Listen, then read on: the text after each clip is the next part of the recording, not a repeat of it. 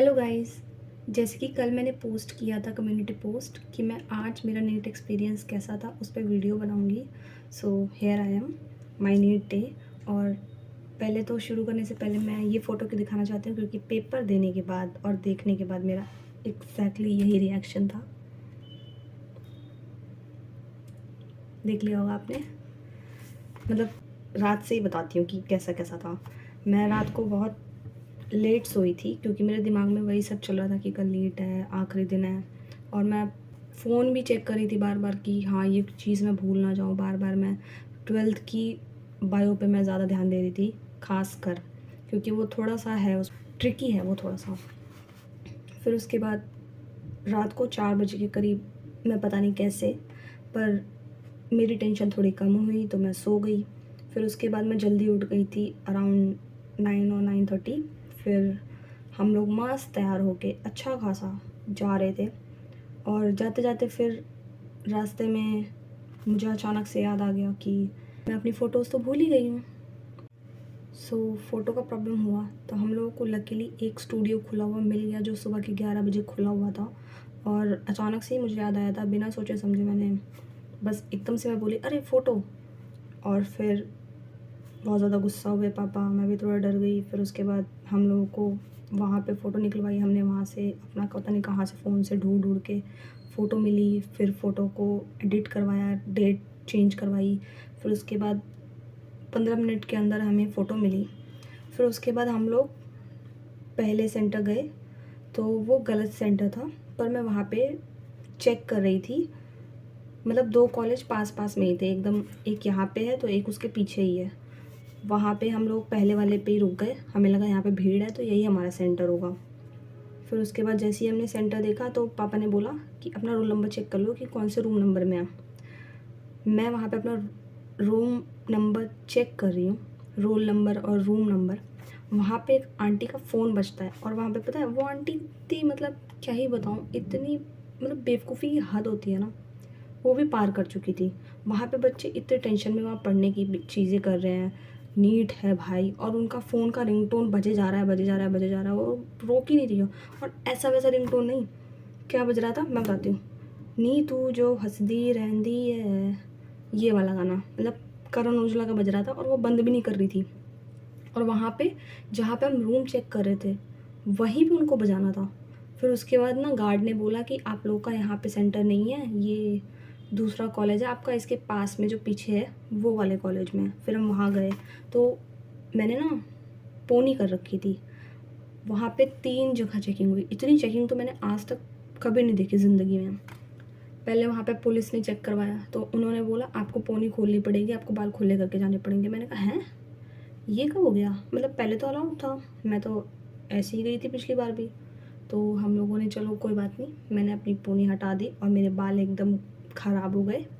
फिर उसके बाद हम लोग अंदर गए तो अंदर एक और जगह पे चेकिंग हुई, मतलब वेरिफिकेशन कर रहे थे बेसिकली वो। वहाँ पर तो पूरे मतलब चप्पल वप्पल उतरवा रहे हैं, बाल वाल चेक कर रहे हैं, ऐसे कपड़े ऐसे ऐसे छू रहे थे बार बार, कुछ छुपा तो नहीं लिया हमने जैसे कि। फिर उसके बाद दूसरी जगह हम लोग गए, मतलब 2 बिल्डिंग्स में अलग अलग चेकिंग हुई और एक तो बाहर ही हो गई थी, रूम था जो उनका सिक्योरिटी गार्ड का।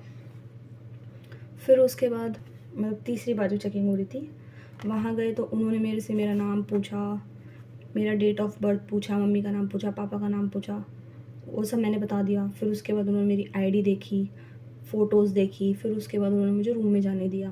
फिर हम लोग रूम में गए तो वहाँ पे ना एक सर थे, इन्विजिलेटर, जिनको ख़ास कुछ पता नहीं था। तो ना बार बार वो गाइडलाइन आती है ना कि हाँ इतने बजे ये, इतने बजे ये, तो वो बार बार पढ़ रहे थे, जो कि अच्छी बात है, ठीक है। फिर उसके बाद एक मैडम आई तो वो मुझे सबको बोलती हैं कि आप वॉशरूम में नहीं जा सकते। तो सर ने बोला कि आप एक बार गाइडलाइन पढ़ लीजिए, वॉशरूम बोला गया है कि जैसे ही पेपर शुरू होगा उसके 1 घंटे बाद और आधे घंटे पहले नहीं जा सकते पेपर के। और बीच में फिर उसके बाद इन्विजिलेटर बहुत परेशान करते हैं, मतलब इतना परेशान करते हैं ना, बीच बीच में आके अभी हम लोग पेपर दे रहे हैं जैसे ही सबसे पहले तो गलत टाइमिंग भरवाएंगे कि हमने आपको इतने बजे दे दिया है, देते वो 5 मिनट लेट ही हैं, कुछ भी कहो। फिर उसके बाद बीच में पेपर में इतनी डिस्टर्बेंस हो रही थी, वो बार बार कुछ ना कुछ लेके आ ही जा रहे थे कि ये भी भर दो, वो भी भर दो, ये भी भर दो, वो भी भर दो। फिर उसके बाद एक तो फ़ोटो खींचने वाले आ गए, उनके सामने लिटरली ऐसे ऐसे करके फ़ोटो खिंचवाई है। और फिर उसके बाद मतलब ना कुछ ख़ास एक्सपीरियंस रहा नहीं, जैसे लास्ट ईयर तो इतना नहीं था कि। और उसके बाद इन्विजिलेटर हमें बार बार परेशान कर रहे थे। और पेपर मैंने पूरे फिज़िक्स में मुझे नहीं लगता मैंने 10 क्वेश्चन भी अटैम्प्ट करूँगी, क्योंकि ऐसी लैंग्वेज मैंने तो पहले PYQ में कभी नहीं देखी। मतलब कहाँ से क्या क्वेश्चन दे रखा था कुछ पता नहीं। फिर उसके बाद मतलब जैसे तैसे करके तो बायो करी। बायो शुरू में लग रहा था कि हाँ बायो तो अच्छी आई है। फिर उसको जैसे जैसे नीचे जाते गए ना, तो बायो से भी मन उठ गया था। और बायो ठीक थी, हो जाती, पर ना इतनी लेंदी थी कि मुझे उसमें बहुत ज़्यादा टाइम लग गया। फिर उसके बाद केमिस्ट्री भी मैंने कैसे ना कैसे करके करी। और फिज़िक्स तो फिर मैंने जब लास्ट में छुई तो मैंने कहा भाई फिज़िक्स तो करने का टाइम भी नहीं, और अगर इसे टच भी किया तो जो बाकी क्वेश्चंस छूटे हुए हैं ना, बायो में 4-5 छोड़ रखे थे, फिज़िक्स में तो बहुत सारे छोड़ रखे थे, क्योंकि मेरी हिम्मत नहीं थी कि मैं नेगेटिव मार्किंग करवाऊँ अपनी। और फिर उसके बाद जैसे ही 5 बज गए तो मैडम ने कहा कि अपने पेन रख दो। फिर उसके बाद उन्होंने पेपर ले लिए, और लिटरली पेपर के बाद जो पेन्स होते हैं ना वो भी ले लिए। मतलब पेन्स तो देते हैं वो लोग, बच्चे के पास ही रहते हैं पेन्स, तो पेन्स तक ले लिए। कुछ भी प्रैक्टिस नहीं होती इनकी, कोई मतलब ट्रेनिंग भी नहीं होती इन लोगों को। बस ऐसे मुँह उठा के दे दिया जाता है कि हाँ एक दिन आप लोगों को बच्चों को संभालना है। उस बच्चे के लिए 1 साल तक वो उसकी मेहनत करता है उस दिन के 3 घंटे के लिए। और वो 3 घंटे में ना उनको 4 बार तो वो भरवाना है, कभी अंगूठा लगवाना है, कभी उसके बाद साइन करवाना है, कभी टाइम लिखवाना है। और पता है बीच में मेरे साथ क्या हुआ था कि क्वेश्चन पेपर में बोल दिया कि कुछ नहीं करना, आप इसमें लिख नहीं सकते। बीच में जो 2 पेज लास्ट में दिए हैं उसी में जो होगा वो होगा, बीच में आप कहीं भी सॉल्यूशन कर ही नहीं सकते, रफ वर्क कर ही नहीं सकते, और ना आप टिक कर सकते हो, कुछ नहीं कर सकते हो। मैंने तो फुल इग्नोर किया, मैंने तो क्वेश्चन पेपर में करा, क्योंकि भाई कोई जगह ही नहीं थी। 2 पेज में आप 180 क्वेश्चन दे रहे हो, उसमें से भी 90 क्वेश्चन फिज़िक्स और केमिस्ट्री के हैं, जिसमें सॉल्यूशंस तो ज़रूरी होते ही हैं, रफ वर्क बहुत ज़्यादा ज़रूरी होता है। ऊपर से 2 ही पेज दे रखे हैं, कहाँ से कोई इंसान करेगा भाई। फिर उसके बाद एक बार तो मैंने उनको बोल दिया सर बाद में करवा लो, क्या सर आप पीछे पड़े हो।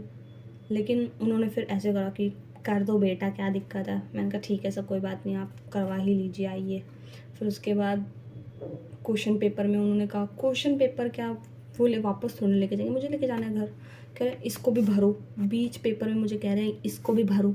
अब मैं जितनी देर में मैंने इतनी नौटंकी करी है ना इन लोगों की देखी है, उतनी देर में तो मेरे 4 क्वेश्चन हो जाने थे। लिटरली मैं कह रही हूँ इतनी नौटंकी। और फिर क्वेश्चन पेपर देखा जाए तो बायो में मुझे बहुत सी चीज़ें तो ऐसी लगी है आउट ऑफ NCERT दे रखी है, 2-3 क्वेश्चन तो आउट ऑफ NCERT थे फॉर श्योर। और फिज़िक्स तो भाई बोलो मत, पूछो मत। और केमिस्ट्री भी लेंदी थी, बायो भी लेंदी थी। और जब फिज़िक्स का टाइम आया तो मैंने हाथ जोड़ लिए, और वो तो रैंक और कट ऑफ बताएगी कि क्या होता है। बाकी NTA अच्छा नहीं किया है, लास्ट ईयर का पूरा बदला लिया है। और अब ये बोलने का फ़ायदा भी नहीं है कि JEE वालों को तो बहुत इजी पेपर बना के दिया था, और नीट वालों को इतना हार्ड क्यों दिया। तो चलो इसी के साथ बाय, और यार सब्सक्राइब कर लेना, ठीक है, बाय बाय।